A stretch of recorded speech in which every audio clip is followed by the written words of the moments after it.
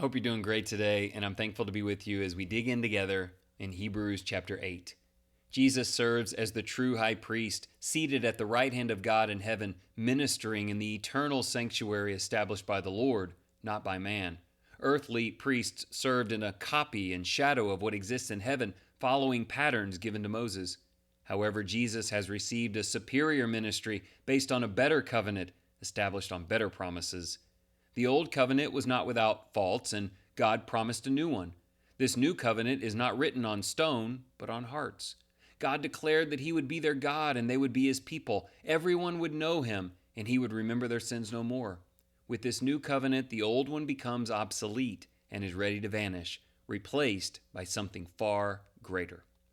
So, a lot of comparisons in this chapter between the old high priests and the new, the old law, which wasn't designed to fully redeem, and the new law in Christ. Which one are you a part of?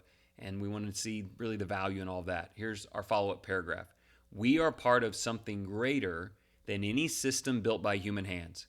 Jesus is not a distant figure in a temple made of stone. He is our high priest, seated with God, always interceding for us. We are not bound by the rules of the old law written on tablets. Instead, God has inscribed His truth on our hearts. We know Him personally, and He knows us completely. His promises are superior. His grace is genuine and life-changing. We're invited into a relationship founded on grace, where our sins are no longer remembered. Let us walk daily in His assurances, trusting that Christ is near us and embracing the freedom of the new covenant with Jesus. That's that heart business. The law, there's still law in Christ, but it's written on our hearts. Hearts, love, relationships. It's very personal, the way that we are with God and He is with us. 3 questions that can help us deepen that. Number 1, what makes Jesus the exalted, perfected, and most wonderful high priest of all time? We asked that question a chapter or 2 ago, but the theme continues.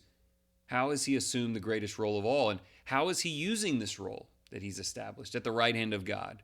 How is He using it for your benefit, even today? What is Jesus doing for you? Question 2, in what ways is the new covenant in Christ superior to the old law and any law separate from Him? List a few incredible promises. This is a great time to explore what it means to be a part of the New Testament, New Covenant. What's better about it?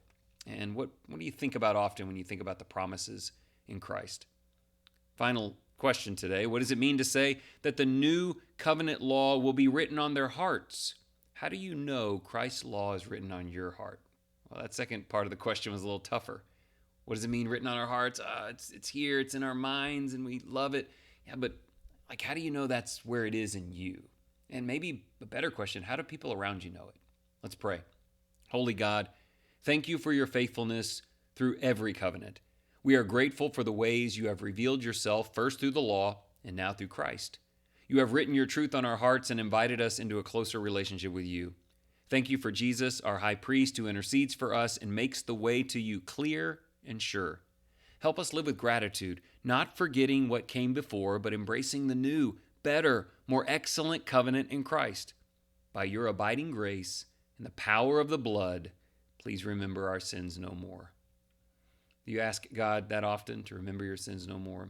Praise be to Him and to His Son that He can answer with forgiveness because of the blood of Jesus. Live in that grace all day. Enjoy this day, and thank you for your time.